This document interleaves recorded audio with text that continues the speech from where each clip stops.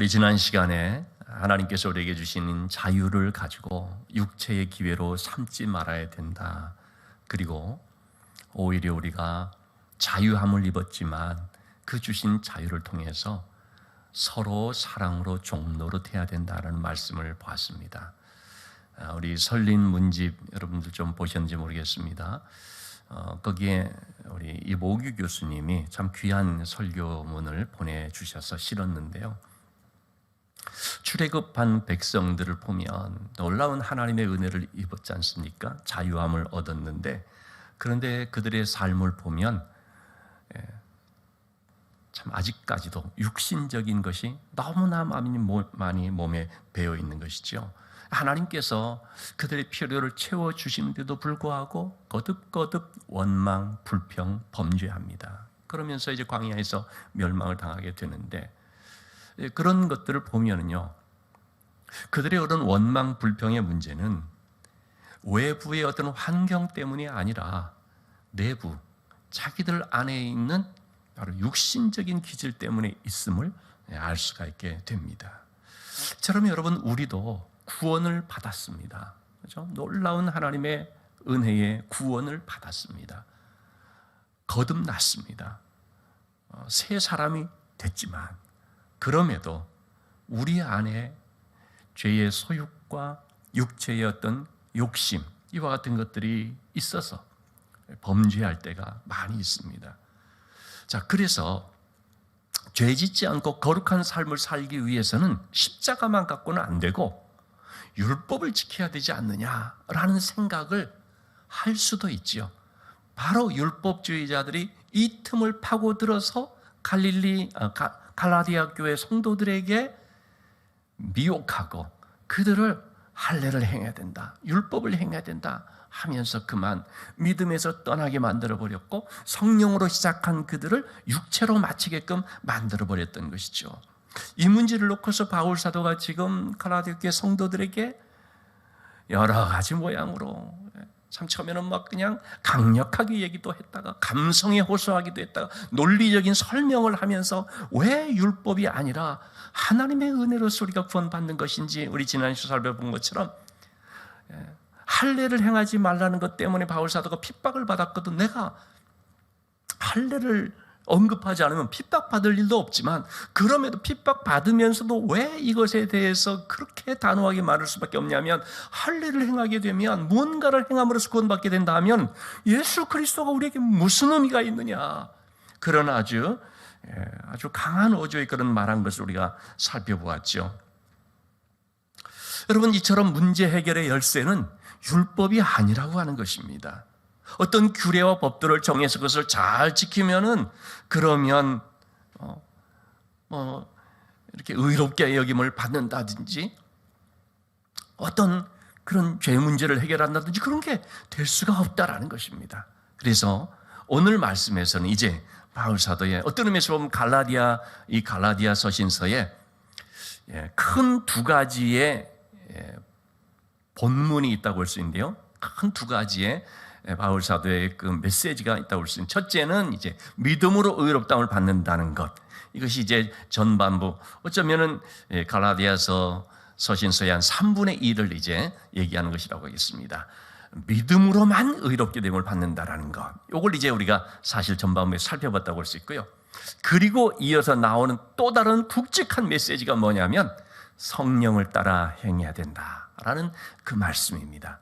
믿음에 의해서 의롭다함을 받는다는 말씀을 지금까지 쭉 했고요.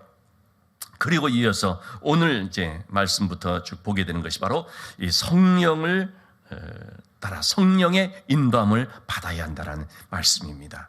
그래서 오늘 16절의 말씀을 한번 보시면 뭐라고 합니까? 너희는 성령을 따라 행하라. 왜 우리가 성령을 따라 행해야 되는가? 세 가지 내용을 오늘 살펴보고자 합니다. 성령을 따라 행해야만 되는 이유, 첫째는 뭡니까? 육체의 욕심을 이루지 아니하기 때문입니다. 성령을 따라 행해야만 우리는 육체의 욕심을 이루지가 않습니다. 여러분, 우리 안에는요, 육체의 소원과 성령의 소원이 있습니다. 욕심이라고 표현을 했는데 이것을 이제 영어로 좀 표현한다면 이제 디자이어라고 말할 수가 있거든요. 간절한 그런 바램, 육체적인 본능을 따라서 하고 싶은 그런 마음. 반면에 또 한 가지, 그것만 있는 게 아닙니다. 성령의 소욕이 또 우리에게 있습니다. 할 수만 있으면 또 정말 믿음으로 살고 싶고, 성령의 인도함을 받고 싶고, 하나님 말씀에 순종하며 살고 싶고, 또 그것이 우리에게 있습니다. 여러분, 우리가 예수 믿기 전에는 단 한 가지의 소원밖에 없었습니다. 뭡니까? 육체의 소원밖에 없었습니다. 육체의 소원만 가진 사람들은요, 갈등도 없고요, 그 안에서 무슨 대립도 없습니다. 고민도 없습니다. 왜? 육체의 소원만 따라서 살아가니까. 그들의 삶은 짐승과 다를 바가 없는 것이죠. 양심이 있다고 하지만 그런 양심이라는 것도 사실은 무뎌진 양심이죠. 선악을 분별하지 못하는 양심이죠. 물론 하나님이 주신 어떤 우리 영혼에 그런 하나님의 형상이 있기 때문에 잘못된 어떤 것을 보게 되면은 그 느낌도 있고, 잘못을 행하게 되면 가책도 있곤 하지만, 그렇지만 대체적으로 여러분 단 한 가지의 그 소원이 그를 주관하고 있는 거 아닙니까? 육체의 소원. 그러나 예수 믿게 된 우리는 육체의 소원과 더불어서 성령의 소원이 같이 있게 되어진 것입니다. 그런데 문제는 뭡니까? 이 두 가지가 서로 이렇게 대적을 하는, 17절의 말씀을 보면 이 둘의 관계는 서로 대적을 하게 되는 것이죠. 여러분, 육체의 소원을 가진 사람들은 주어진 자유를 가지고서 어떻습니까? 육체의 기회로 삼아버리려고 하죠. 그러나 성령의 소원을 따르고자 하는 사람은 우리에게 주어진 이 자유를 가지고 사랑으로 종로로 타려고 하는 거 아니겠습니까? 이것이 내 안에 동시에 같이 있는 거죠. 마치 우리 이미 살펴본 갈라디아서의 말씀이 나오는 것처럼 아브라함의 집에 사라와 하갈이 같이 있죠. 그런데 이 사라와 하갈이 같이 있으면서 문제가 생겨버렸습니다. 도저히 같이 있을 수 없는 상황이 되어버렸습니다. 충돌이 될 수밖에 없고, 서로 거스릴 수밖에 없고, 반목이 될 수밖에 없습니다. 왜냐하면 사라와 하갈은 성격 자체가 완전히 다른 것이거든요. 사라는 약속의 자녀의 어머니인 것이고, 하갈은 육체의 그런 일을 하는 것의 어머니가 되거든요. 사라는 약속의 자녀 이삭, 하갈은 육체의 자녀인 이스마엘이지 않습니까? 그러니까 같이 있을 수가 없이 충돌이 되는 것처럼 결국은 어떻게 됐습니까? 하나님께서 아브라함에게 사라의 말을 듣고 하갈을 내보내라, 그렇게 했죠. 우리 안에도요, 이 육체의 소욕이라는 것과 성령의 소욕이라는 것이 같이 있을 수가 없는 거죠. 성령을 따르면 육체의 소욕은 이제 약해지는 것이고, 육체를 따르면 성령의 소욕은 또 약해지는 것이고, 그런 거죠. 하나님께서 뭐라고 말합니까? 성령을 따르기 위해서 육체의 소욕을 내보내라, 우리 그렇게 말씀을 하십니다. 자, 이렇게 성령을 따른다는 것은 뭐냐? 성령의 인도함을 받는 것인데, 다시 말하면 성령의 이끌림을 받는 것을 말합니다. 그리스도 예수의 사람들은 반드시 하나님의 영인 성령의 이끌림을 받아야 되죠. 우리 주님께서 누가복음 4장 1절에 나오는 것처럼요, 광야에 나가서 40일 동안 금식 기도할 때도 어떻습니까? 성령에게 이끌리시어. 마귀에게 시험을 받게 될 때도요, 성령에게 이끌리시었던 거죠. 빌립은 사마리아에서 복음을 전하고 있었는데 사도행전 8장 26절에 보면 성령께서 빌립에게 일어나 남쪽으로 내려가라, 가는 그 길은 광야길입니다. 빌립이 그렇게 한참 사마리아 그 성에서 즐겁게 복음을 전하고 있고, 막 역사가 나타나고 있었고, 많은 사람들이 복음을 영접하면서 사마리아 성에 큰 기쁨이 있는 이런 영적 즐거움을 누리고 있었는데 말이죠. 근데 하나님께서 빌립에게 말해서 광야길로 가라. 빌립이 성령의 지시하심을 받아서 그 말씀에 순종했기 때문에 그렇게 광야로 갈 수가 있었고, 거기에서 누굴 만납니까? 에디오피아 간다게 국거를 맡은 네시가 지나가는 그 장면을 보게 되었고, 그에게 복음을 전함으로써 그가 영접하는 역사가 있었던 것이죠. 성령의 인도함을 받으니까, 성령의 이끌림을 받았기 때문에 그는 이러한 아주 귀한 그런 한 사람을 전도할 수 있었던 것입니다. 여러분, 바울의 경우도 보면 어떻습니까? 사도행전 16장 6절의 말씀이 나오는 것처럼요, 바울이 2차 전도 여행을 할 때에 소아시아 내륙 쪽으로 가서 복음을 전하려고 했지 않습니까? 그런데 성령께서 막으시거든요. 이게 뭐냐면 성령의 인도함을 받는 모습이거든요. 성령이 전하지 못하겠다 하시니까 바울이 어떻습니까? 순종하는 거거든요. 그 가려고 하는데 성령께서 막으신 거, 아니로구나. 그럼에도 막 뚫고 가려고 하면 그거는 뭡니까? 복음 전도하기 위한 목적이라고 할지라도 성령께서 막으시는에도 불구하고 내가 막 내 힘으로 뚫고 가려고 하면 비록 복음을 전하는 것임에도 불구하고 그것은 하나님의 일이 아니라 내 일이 되는 것입니다. 그래서 여러분, 우리가 잘 아셔야 되는 것이요, 지금 무슨 일을 하고 있느냐보다 더 중요한 것이 어떻게 하고 있느냐라고 하는 거죠.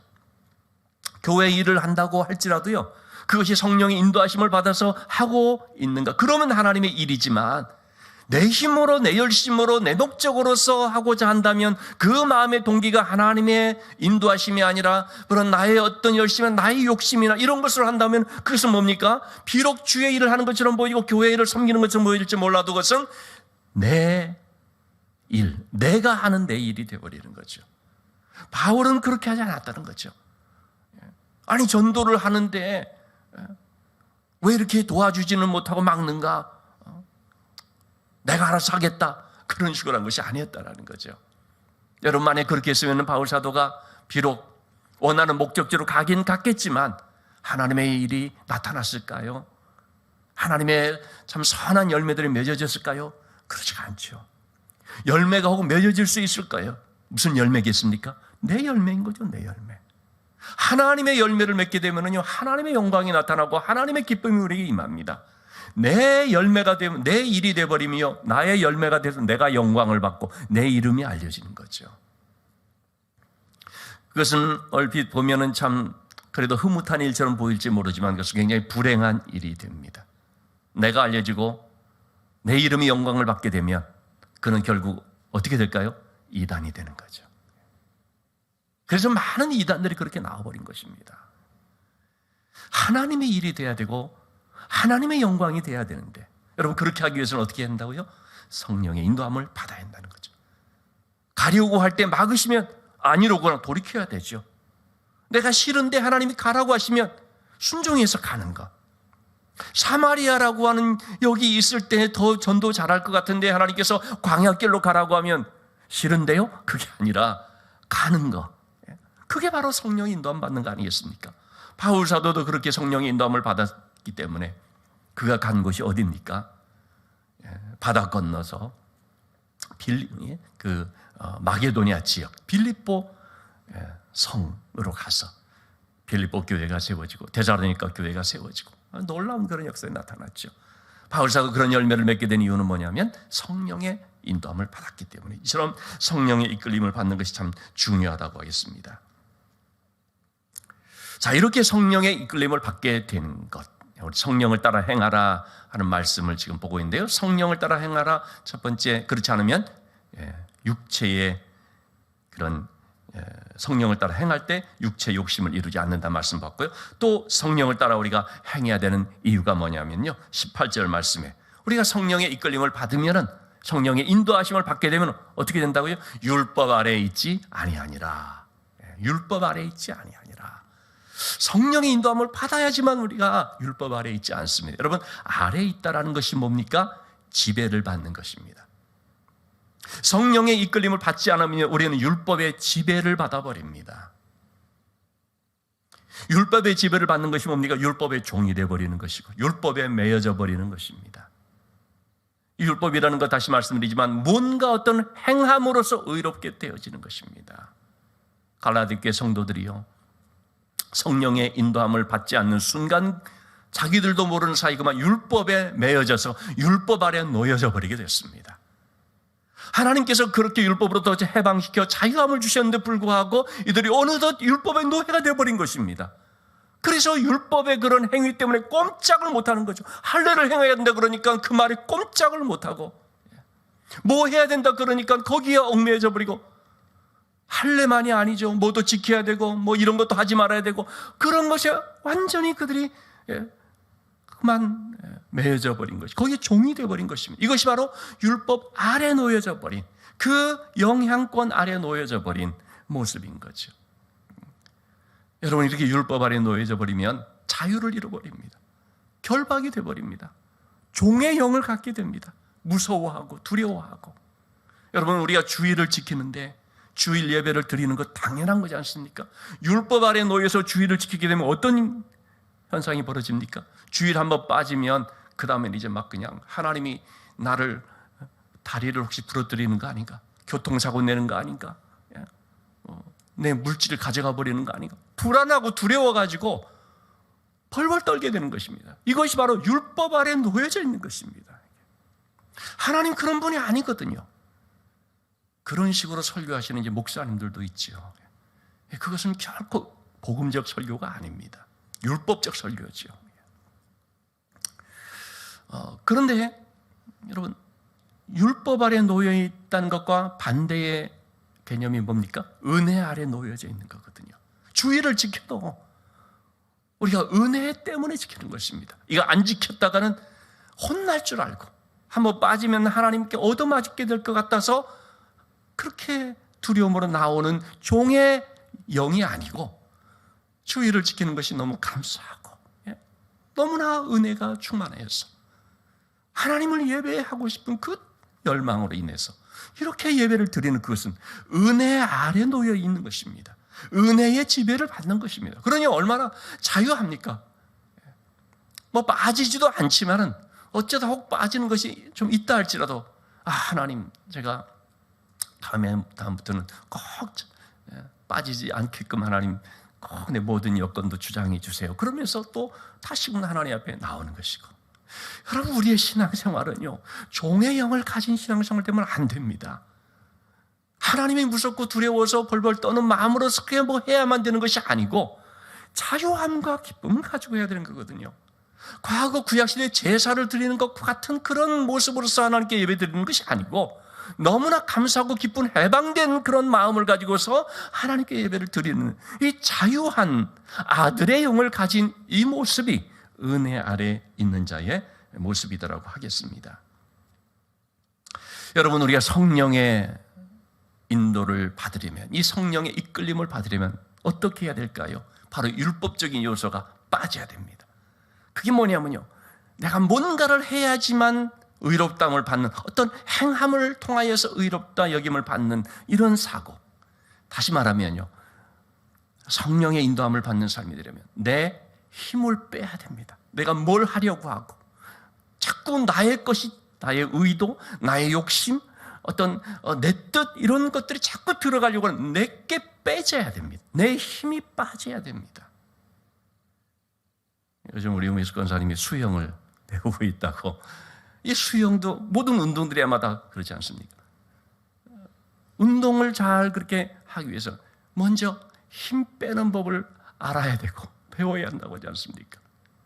내 힘을 빼야지 물에도 뜨고 어떤 폼을 익히는데도요, 내 힘을 빼야지 그 폼을 자연스럽게 익히게 돼서 그것이 결국은 부드러운 그런 모습으로, 우리 야구를 좋아하시는 분은 야구의 그 이승엽, 지금 이제 감독이 됐죠. 이승엽 선수 때 그 홈런 왕이지 않습니까? 그 스윙하는 폼이 그렇게 부드럽다고 하거든요, 사람들이. 왜 그렇게, 그 몸매도 보면은 좀 호려호려 보이고 뭐 그냥 뭐 굉장히 뭐 뚱뚱 뭐 굉장히 육중한 그런 몸이 아닌데도 불구하고 어디서 그런 파워가 나가느냐 하는데, 부드럽다는 거예요. 그게 왜 부드러우냐? 힘이 빠지니까 그런 거예요. 힘이 들어간다는 건 뭐냐면 굳어지는 것이고요, 둔해지는 거거든요. 여러분, 신앙생활은요, 내 힘을 빼는 것입니다.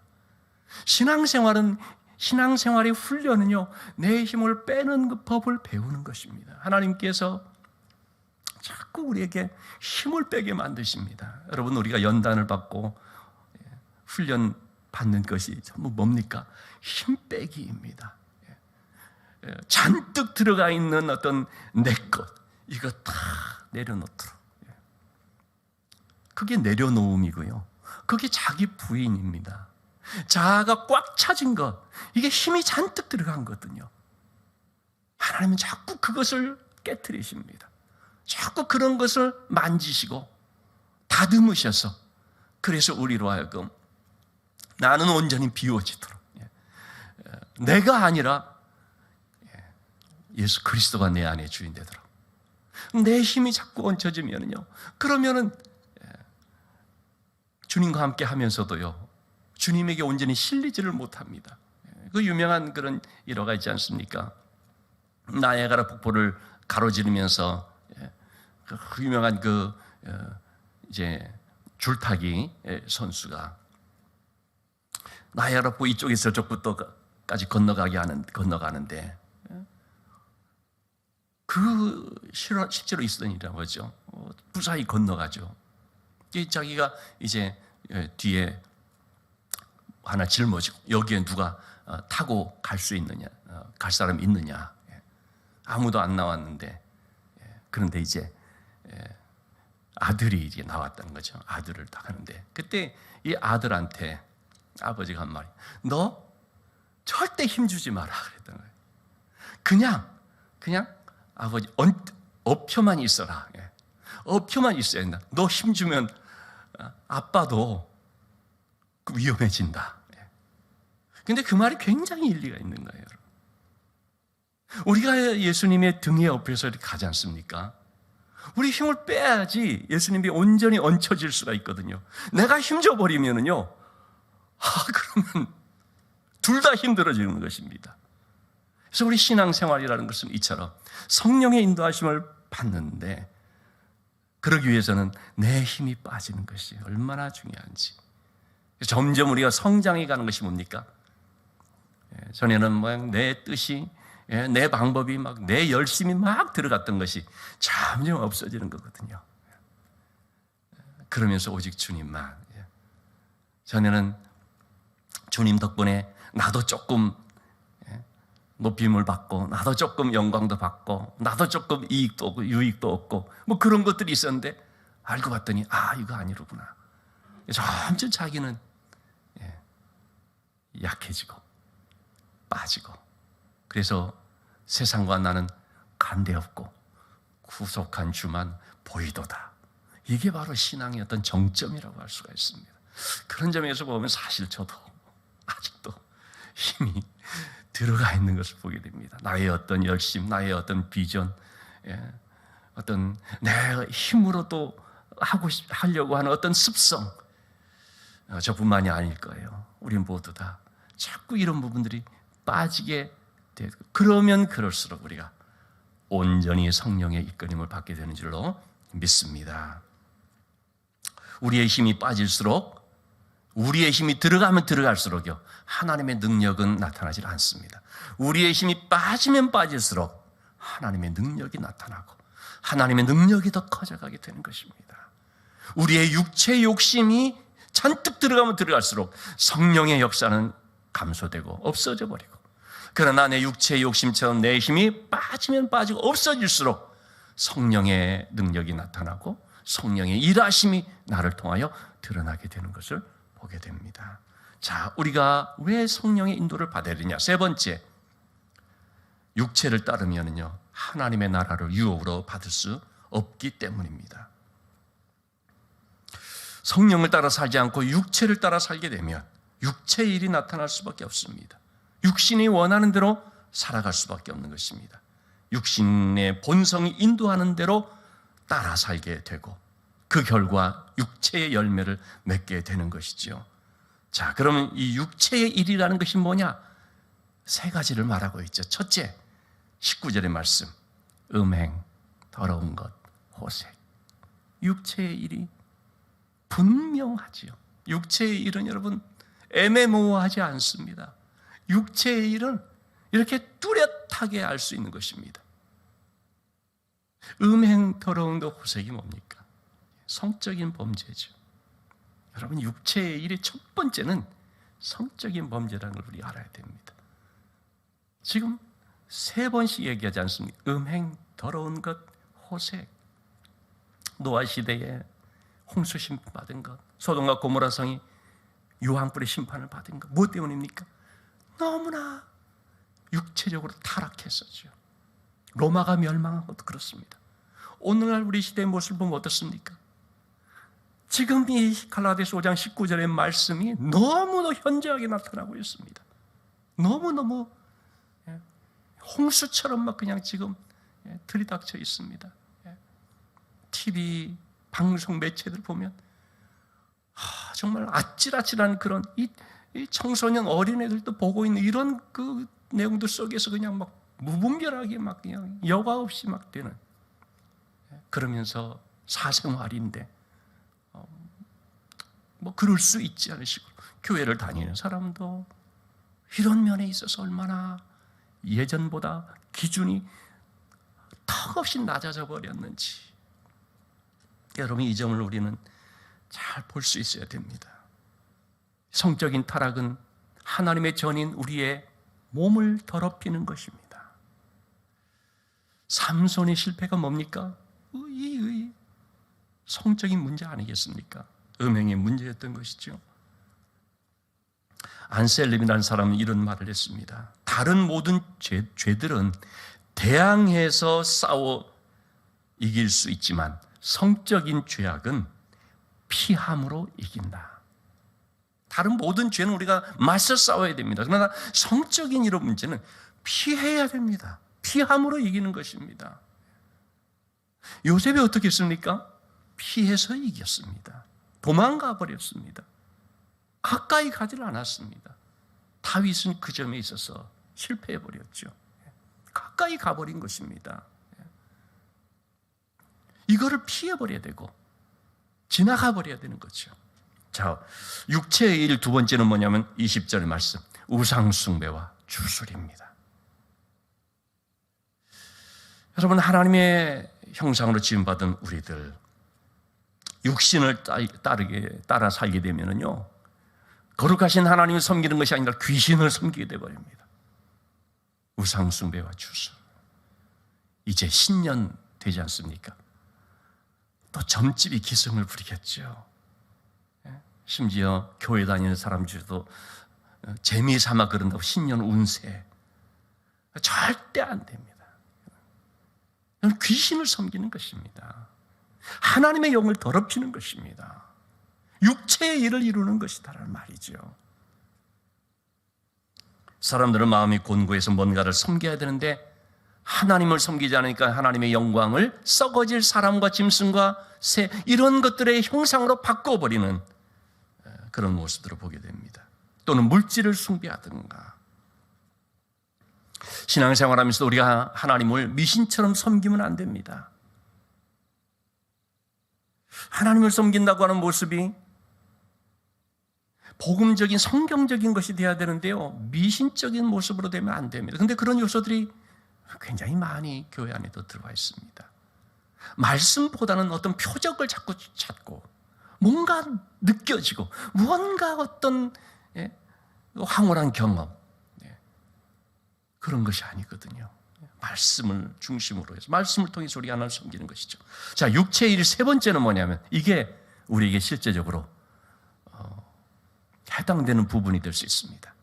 육체의 일, 원수 맺는 것, 분쟁, 시기, 분냄, 당 짓는 것, 분열, 이단, 투기와 술 취함과 방탕함. 여러분, 오늘 교회 안에도 당 짓는 것, 원수 맺는 것, 시기, 분쟁, 분열 많습니다. 참 이러한 부분들이 교회를 멍들게 하고 병들게 하고 성도들의 신앙을 피폐하게 하는 것입니다. 여러분, 우리가 교회 안에서 당 짓는 것 절대 금물입니다. 내 편 만드는 것 아닌 겁니다. 그거는 절대 성령의 일이 아닙니다. 제가 지나간 우리 설령교회 일에 대해서 어제 어떤 분으로부터 한 30분간 얘기를 들었는데, 참 그 얘기를 들으면서 말씀을 드리기는 좀 못해요. 그런 일이 있었구나라고 하는데 참 그 아픔들 중에 그 이유가 보니까 뭐냐면 바로 이 문제였습니다. 당 짓는 것. 이렇게 서로들에서 자기들끼리 어떤 그런 거. 그런 걸로 상처를 받은. 너무 구체적으로 얘기하면 안 되니까. 근데 제가 지금 말씀드리고 있는 건 뭐냐면요. 그게 사실은 우리에게 언제든지 있을 수 있는 요소라고 하는 것입니다. 지금 그런 것들이 전혀 없다고 할 수, 설레임 교회는 전혀 그렇지 않다. 어느 특정 교회는 우리는 절대 그렇지 않다라고 말할 수 있을까요? 그렇지가 않죠. 저 역시도 그런 점에 있어서 조심스러운 거죠. 혹 나도 모르게 이렇게 편파적으로 편애하고 뭐 이런 모습들도 얼마든지 될 수가 있으니까. 그러니까 여러분, 우리는 첫 번째, 두 번째 부분은 나하고 해당이 없다라고 할지 모르지만 이 세 번째 부분, 육체의 일, 이걸 생각을 잘해야 됩니다. 원수 맺는 것, 시기, 질투, 분노, 또 분쟁, 당짓는 것, 좀 더 나아가 이단. 여러분, 이러한 육체의 일이 내 안에 자리 잡지 않도록, 교회 안에 침범이 되지 않도록 우리가 늘 깨어 기도해야 되죠. 그러려면 어떻게 해야 됩니까? 성령의 인도를 구해야 돼요. 자꾸 성령의 일을 추구해야 됩니다. 여러분, 성령은 우리 다음 시간에 보겠습니다만 사랑의 영이고 온유의 영이고 절제의 영이지 않습니까?